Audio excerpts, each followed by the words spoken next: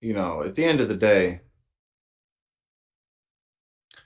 um, Roe v. Wade, and we talk about this often, and we kind of started off today's live stream talking about this, but the reversal of Roe v. Wade was really one of the biggest political mistakes of modern times. It really was. The pro-life movement needed to remain a dream. It needed to remain something that was always almost within reach, but always just out of it. You know what I'm saying? Because now that that's happened and these red states have been pushing these bans with so much fervor and conviction, women nor anyone else pretty much is going to just wake up one day and be okay with this. People aren't going to wake up and be okay with things like this happening.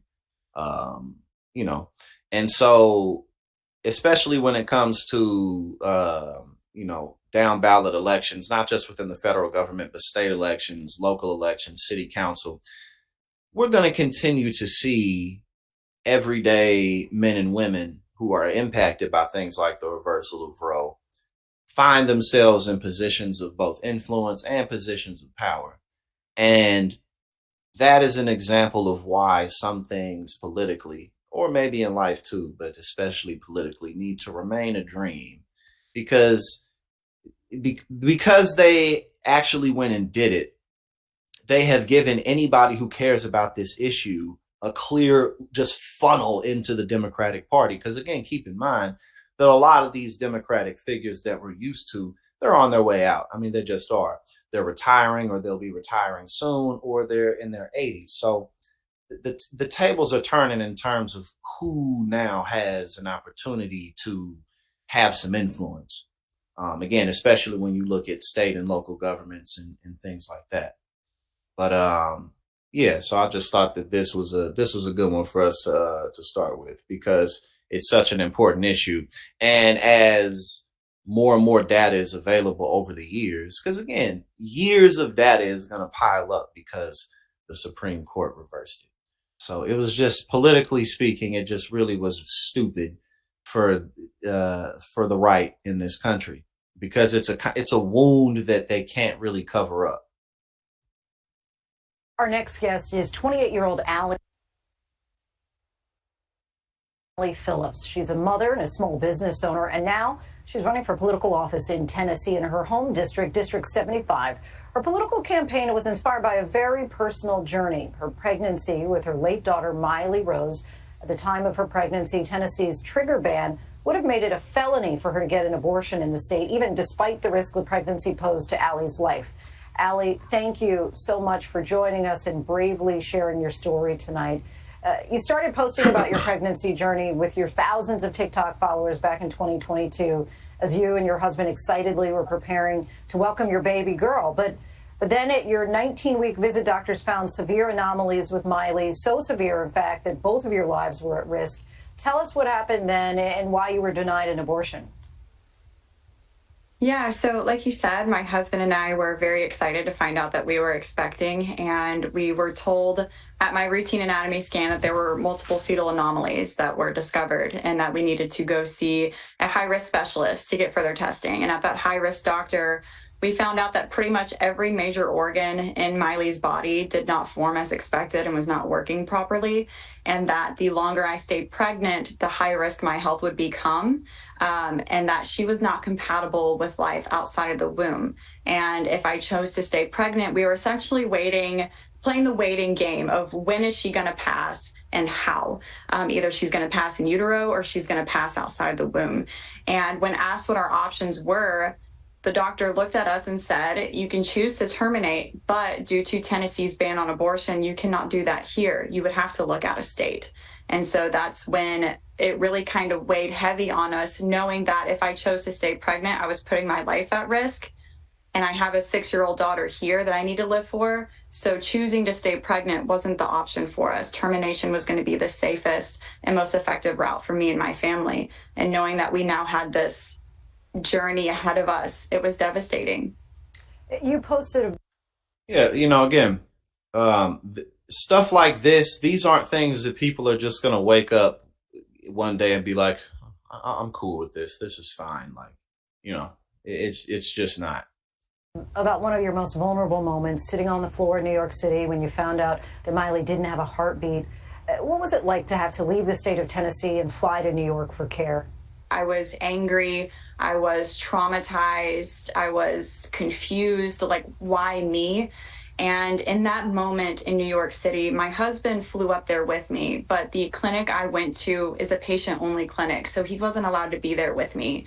And so when I found out that she was deceased, I had to call and tell my husband over the phone.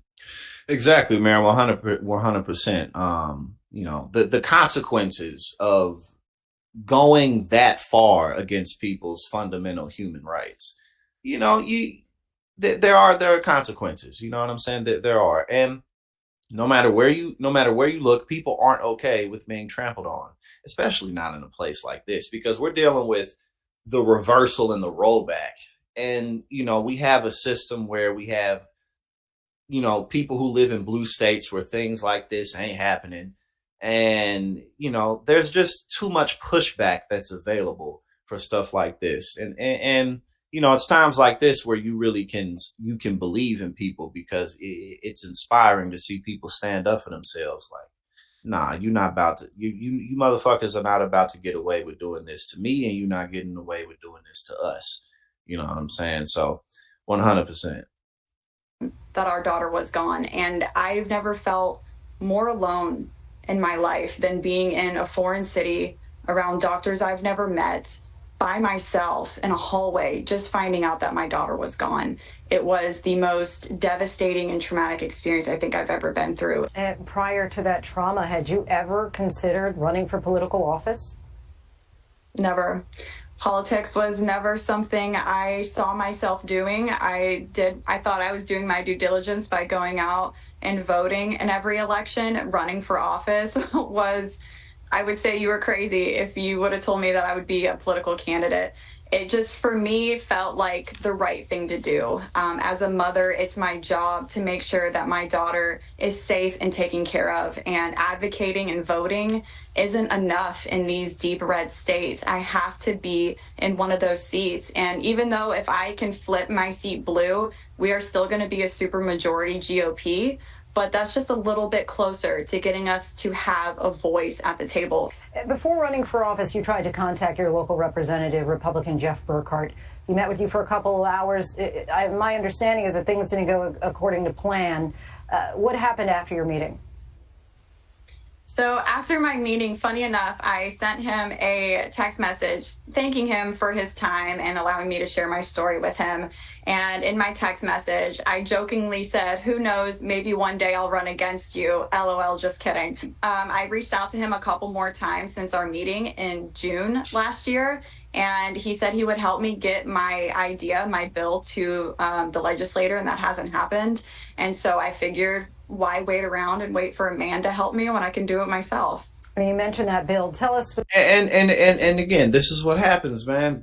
And this is the power. This is the true power of that we all have innately, is choosing to be a part of what we want to see change. It leads to stuff like this. You know what I'm saying? People standing up, and that encourages more people to stand up.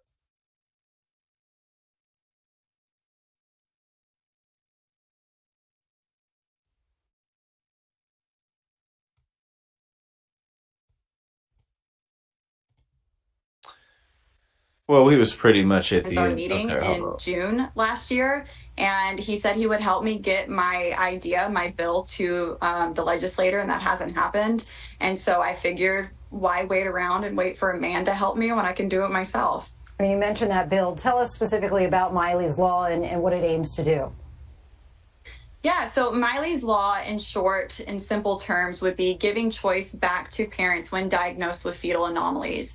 It doesn't have to be fatal fetal anomalies, just fetal anomalies in general. It should be up to the parents what happens next, how they decide moving forward, whether that be termination or continuing their pregnancy. Allie Phillips, we thank you so much for your time. Really appreciate you joining us tonight. Well, thank you so much for having me. These ideas. My doctor said the longer I stayed pregnant. These ideas of, like, oh, we're gonna we're gonna put women back in the kitchen. First of all, no, that's not happening. Like you can try to do that, but it's not gonna happen. But even if it did happen, again, stuff like that, if these people ultimately got their way, it would destroy the economy. Like which ultimately ain't happening. People ain't having that. You feel me? Like the lost cause will remain lost. It just will, because people aren't gonna sit down and accept this type of treatment. They're just not, especially in a place like this. But but yeah, like that's the dumbest thing about it all. Like if their way was fully had, it would just destroy the economy, and it would destroy our place within the international market. It's so stupid. You know, again, if black and brown people lost all their access to stuff, that would destroy the, again, and that's ultimately why this shit ain't gonna like, you know, they'll try real hard, but they're not ultimately gonna accomplish it, because even if they did, it wouldn't work. Like so, and that's what's so dumb about it. Like so many people have to suffer ultimately for something that just won't work at the end of the day anyway. You feel me? Like, you know, one of the people, it's people don't only not want these things because they're wrong and they're evil, but people also don't want these things because they're stupid and they don't work. You know what I'm saying? So, all right, now we go from a good candidate to, we go from good candidates to bad ones. Here we go.